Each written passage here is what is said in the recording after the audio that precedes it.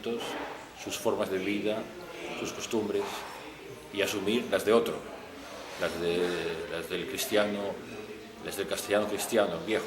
Ese es un modelo de colonización. El modelo ilustrado de colonización hace lo mismo. No importa lo que usted sepa, no importa lo que usted haga, no importa lo que sea, de dónde usted venga desde el punto de vista de su genealogía personal, lo que es válido y solo es válido es la racionalidad científica, lo que es válido es la funcionalidad económica, la productividad, el principio de racionalidad productiva. Es decir, el colonialismo siempre ha implicado un proceso de homologación, de equivalencias, que entraña siempre una reducción o una eliminación de las memorias históricas y de los conocimientos ligados a esas memorias y de las formas de vida ligadas a las memorias. Por eso colonización se entiende siempre como un proceso de igualación de culturas, de represión de las diferencias o de negación de las variedades simbólicas, lingüísticas y de las propias estructuras sociales en que viven los seres humanos. ¿Sí? La cultura, la civilización es como un organismo viviente, nace, se desarrolla y también muere. En ese sentido, la civilización occidental se extinguirá algún día. ¿Cree que estemos cerca? El problema no es la extinción. Para nada, al contrario. O sea, la civilización llamada occidental, es decir, esta civilización basada en el cristianismo y en un cierto logos griego, logos filosófico que llamamos razón o racionalidad, esa civilización se ha caracterizado precisamente por su expansión ilimitada desde su nacimiento. Y hoy sigue esa expansión bajo este nuevo nombre. Pero es un nuevo nombre a un proceso que comienza desde muy antiguo, cuyas raíces teológicas hay que verlas en el cristianismo, cuyas raíces epistemológicas hay que verlas en la propia constitución del logos, de la racionalidad en el sentido griego, es decir, parmediano, socrático, platónico, y cuyas formas políticas más elementales las encontramos en la formulación del derecho internacional de gentes romano o en la constitución político-religiosa de la Iglesia romana más tarde, etc. Es decir, hay una evolución histórica que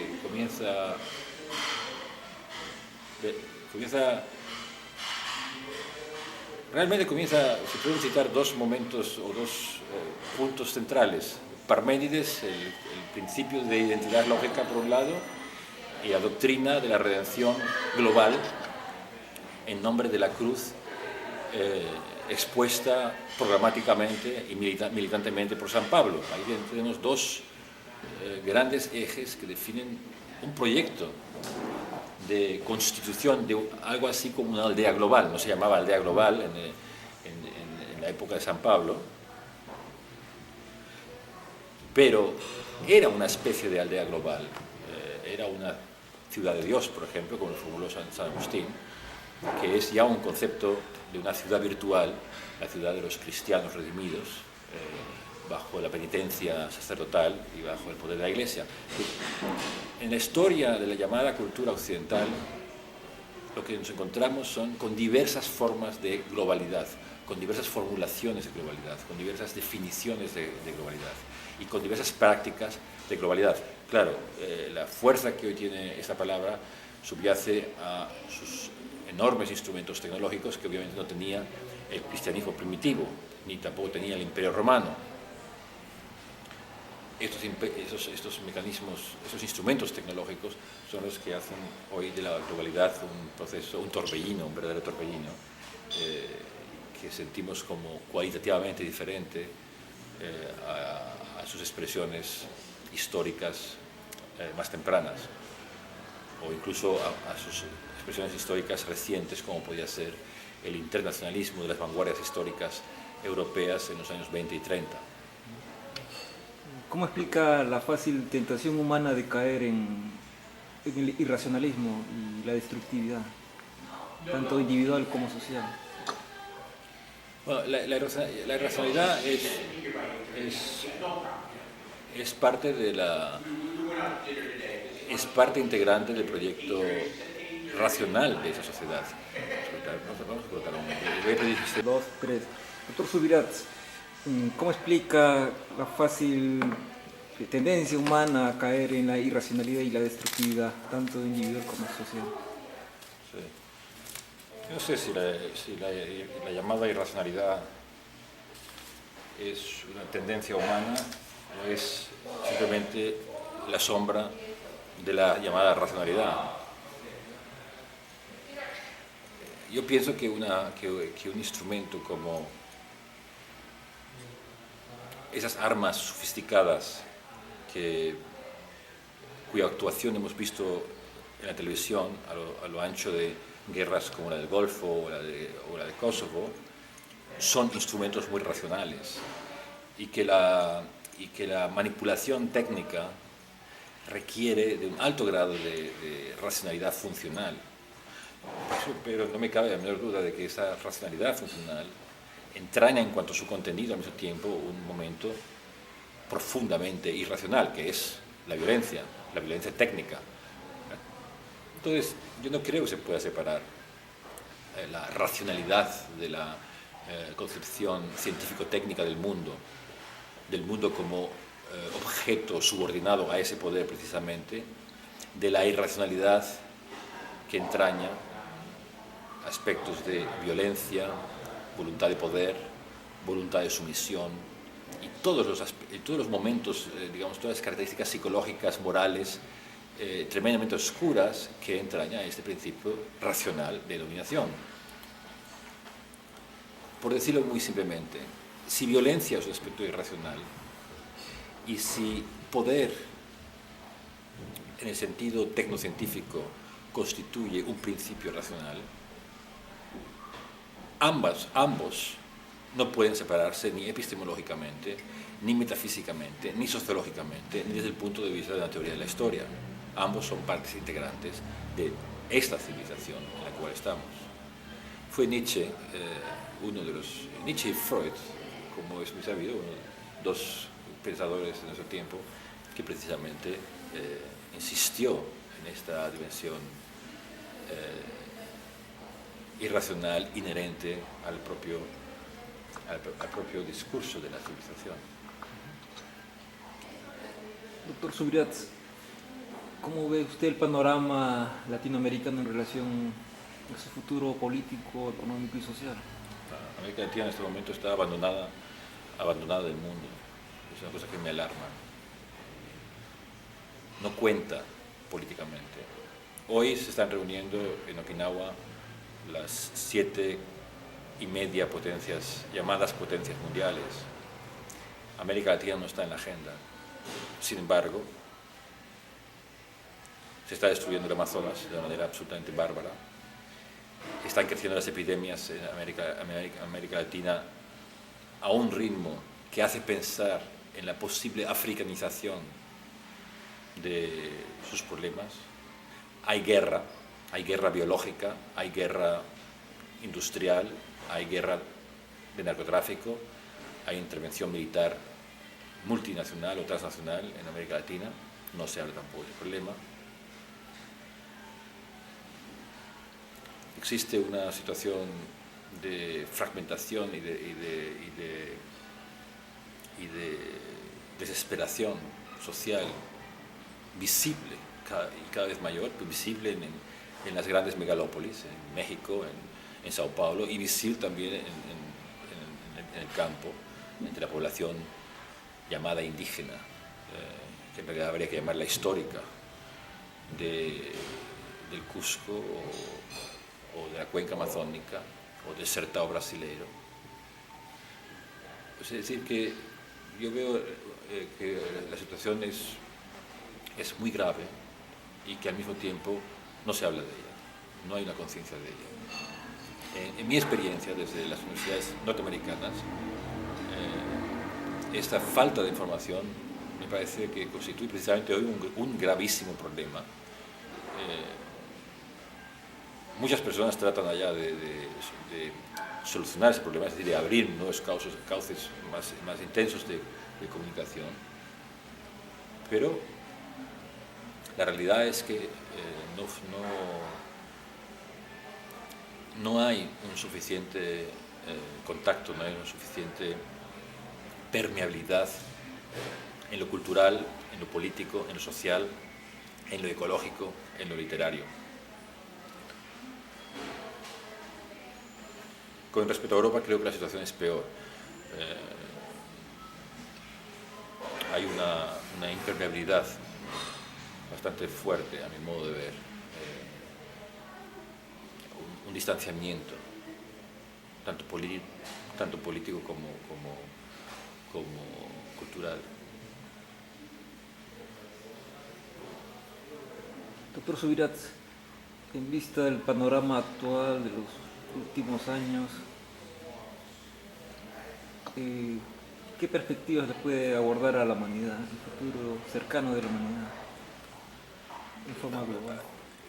Yo creo que vivimos una época en la cual la sola palabra humanidad resulta escandalosamente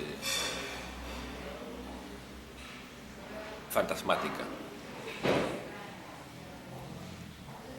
La humanidad fue un concepto ideal, un bello concepto ideal, una época en la que Europa soñaba una configuración igualitaria, justa, democrática, racional del mundo en el siglo XVIII y a comienzos del siglo XIX. De eso ya no se puede ni hablar. Ahora bien, lo que sí podemos hacer y hacemos en una medida u otra es dibujar, plantear nuevos discursos, nuevas actitudes intelectuales más críticas, más comprometidas, después de esta etapa suicida y a mi modo de ver completamente mediocre, intelectualmente hablando, que se ha llevado el nombre de posmodernismo y que ha cultivado el espectáculo, ha cultivado el consumo o la legitimación del consumo, en fin, la vida alegre del simulacro, un cierto, o no tan cierto, sino un explícito neobarroquismo en el arte, en la arquitectura, y un descompromiso social, cuyas consecuencias hoy pagamos. Es decir, yo no sé qué tal cosa pueda ser la humanidad del futuro, porque no soy profeta, pero lo que sí sé es que debemos regresar, debemos replantear, mejor dicho, debemos replantear un criterio de crítica social y de compromiso histórico que hemos dejado de relajar bastante en las últimas 2 décadas y plantear a partir de ello soluciones pragmáticas, por humildes que sean, y nuevas formas de solidaridad. Solidaridad que en primer lugar es preciso formularla en cuanto a su proyecto, es decir, en cuanto a su concepto, en cuanto a su voluntad intelectual y ética. Yo creo que estamos en un momento muy grave. Vivimos una situación de grandes injusticias y por ese mismo motivo debemos de adoptar unas actitudes intelectuales mucho más estrictas, mucho más serias de las que han sido dominantes en el contexto más reciente. Si bien es cierto que la razón occidental nos ha dado la filosofía, la ciencia y estas acusaciones. No, la ciencia existe en el mundo occidente como existe en otros mundos, por ejemplo en el mundo inca. La filosofía ni la ciencia la han inventado los griegos o los cristianos. Esto no es cierto. Claro, me refiero a la filosofía y ciencias occidentales que han dado, por ejemplo, la técnica, estas tecnologías. Sí, estas técnicas. Sí. Bien, pero precisamente hoy vivimos un momento en que por causa de la crisis de la noción de progreso ligada a esta epistemología tecnológica que llamamos modernidad o posmodernidad o industrialismo u occidente, etc., hoy ya es de patrimonio común, es decir, ya no pensamos como pensaba Bacon en el siglo XVII.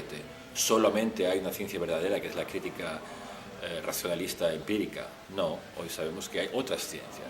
Y hoy tenemos una enorme curiosidad sabemos que eventualmente es mejor la despreciada medicina taoísta que la muy prodigada medicina alopática, hipertecnológica del mundo industrial. Hoy todo el mundo sabe que los conocimientos médicos de los chamanes, que la Inquisición asesinó masivamente a lo largo de 5 siglos y todavía persigue hoy en las selvas amazónicas, posee un legado de conocimientos que son extremadamente importantes y que la industria misma en ese momento está explotando de una manera que sería, por lo demás, harto cuestionable. Pero, en fin, o sea, lo que quiero señalar es que vivimos ahora en una época en la cual nos damos más cuenta de que este predominio, este absolutismo de la razón parmediana y del principio de salvación cristiana es muy, pero muy relativo, y sus efectos son bastante deplorables en muchos aspectos. Eso no es un relativismo, esto es lo que sale a partir de esta concepción es una verdadera ampliación de nuestra conciencia. Ya no podemos hablar más de racionalidad, vamos a hablar de muchas racionalidades, vamos a hablar de muchas epistemes, vamos a hablar de muchos acercamientos posibles a una realidad humana, social, biológica. Ahora bien, eso no nos debe hacer olvidar de que efectivamente los grandes poderes, las grandes concentraciones de poder financiero y tecnológico están ligados no a esta concepción más diversa y más tolerante y más humanista de conocimientos y saberes, sino están ligados a tecnologías letales, a formas de dominación absolutas desde el aparato de vídeo hasta la ingeniería genética. Y esto no debemos de dejarlo de ver ni de pensar en ello. Entonces, como que la solución o la mejora de nuestro mundo, de nuestra especie, estaría por ampliar nuestros horizontes en la diversidad racional, es decir, ir más allá de la razón instrumental e ir a una razón más natural, más humana, como usted dice, más ecológica. Sí, bueno, la crítica de la razón instrumental es una condición sine qua non para formular una alternativa de sobrevivencia. Hoy eso es una opción muy clara. Vivimos en la era de la ecología, a pesar de que las catástrofes naturales, o precisamente por las que las catástrofes ecológicas, o sea, los crímenes ecológicos, son cada vez más graves. Si se puede hablar de una racionalidad ecológica, eso significa, en última instancia, significa una aproximación a conceptos de conocimiento de la naturaleza, de utilización de la naturaleza, de poder sobre la naturaleza, radicalmente diferentes a los que se han definido sobre la base de esta graciosa o de esta terrible articulación de racionalidad parmediana o platónica y cristianismo y teología de la redención cristiana. Hemos de romper, digamos así, el monopolio de este logos y de este verbo, ampliarlo a una concepción epistemológicamente más diversa. Eso está inscrito hoy en nuestra confrontación cotidiana con la realidad, en la prensa, en la comunicación, en nuestras reflexiones cotidianas, limitadas o no, frente a los dilemas que nos encontramos en nuestra vida inmediata o en los grandes escenarios de la historia contemporánea.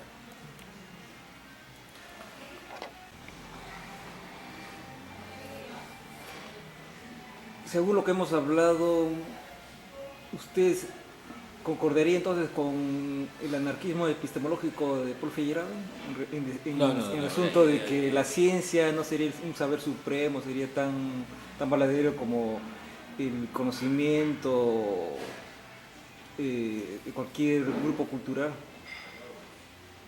no occidental? Sí, bueno, la crítica de Feyerabend es un momento importante en esta ruptura, en esta escisión interior, fragmentación interior del proyecto logocéntrico de la tecnociencia contemporánea, obviamente. Hemos de dar pasos adelante.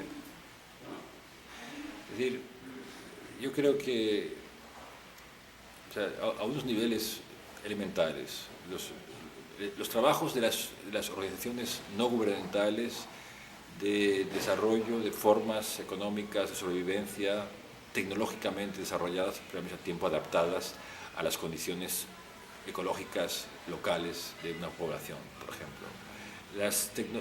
La búsqueda de tecnologías, de medicinas alternativas en una amplia gama de grupos que uno ve constantemente, pues, en el primer mundo y en el tercer mundo.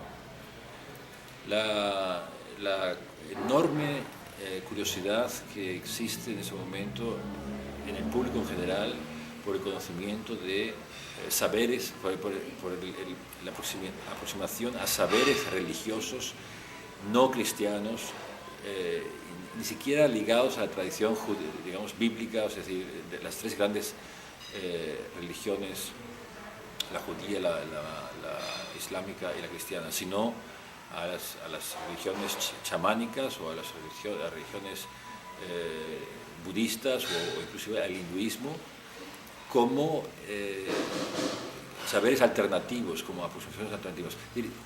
Eso es lo que creo que es interesante. Y eso lo vemos a través de investigaciones antropológicas, trabajos literarios, a través del arte moderno, y una gama enorme de expresiones que apuntan en esa dirección. Yo creo que el futuro pasa por ahí. El futuro pasa precisamente por esta multiplicación y por ese diálogo horizontal entre diversas culturas. Quizás, puesto que hablamos de globalización, quizás se puede decir lo positivo, lo interesante de la globalización no es la subordinación de la humanidad entera al kitsch y al mal gusto de los anuncios de Coca-Cola o a las películas de Schwarzenegger o de otra producción o a la comida fast food de McDonald's, sino el hecho de que el vídeo, el internet, la televisión, el teléfono, los vuelos baratos internacionales pueda llegar realmente a constituir el medio de una auténtica y profunda interacción entre culturas diferentes, entre formas de vida diferentes. ¿Qué es el ideal, es el deseo, el gran deseo que tuvieron intelectuales como el Inca Garcilaso en el siglo XVI frente a la destrucción masiva de culturas que se llevó a cabo en América Latina y que él vio como testimonio directo en esta fase primaria, digamos, del capitalismo europeo? Hoy confrontamos también esta situación exactamente como Garcilaso. Esos medios técnicos que tenemos en nuestras manos, fantásticos, permiten un acercamiento, permiten un diálogo, pero al mismo tiempo vemos que en este momento hay una enorme destrucción de culturas, de saberes, de pueblos, y hay una enorme confrontación. Vivimos una época de nuevo de los nacionalismos, de los fundamentalismos religiosos, y eso significa fronteras, limitaciones, oposiciones en nombre de principios fundamentalistas y dogmáticos, iglesias en el sentido más negativo de la palabra. Bien, este es el panorama. Frente a este panorama, yo creo que es hoy muy urgente definir una nueva ética intelectual y formular un proyecto intelectual y social de convivencia, de democracia y de apertura a una relación más abierta y más creativa con el mundo y con nosotros mismos. Hacerle una pregunta. Doctor Eduardo Subirats, ¿cuál es su concepto de filosofía y cuál considera que es el papel actual de los filósofos profesionales? Yo no soy un filósofo profesional, yo soy el paso. Yo soy precisamente un prófugo del medio filosófico completamente atrasado y estúpido, dominante en un país antifilosófico, una cultura completamente muy antifilosófica, como ha sido la cultura hispánica, española en primer lugar, e inclusive la cultura latinoamericana, es decir, una cultura dominada por la Inquisición, por un catolicismo dogmático, por un fundamentalismo, por la escolástica y por una tendencia a un pensamiento de características dogmáticas, donde nunca ha podido desarrollarse ampliamente o sosegadamente las formas más críticas de pensamiento. Entonces, su pregunta cuál es, ¿cómo veo la filosofía? Sí, ¿cuál es su concepto de filosofía y cuál cree que debe ser el papel de los filósofos en la actualidad, los filósofos profesionales?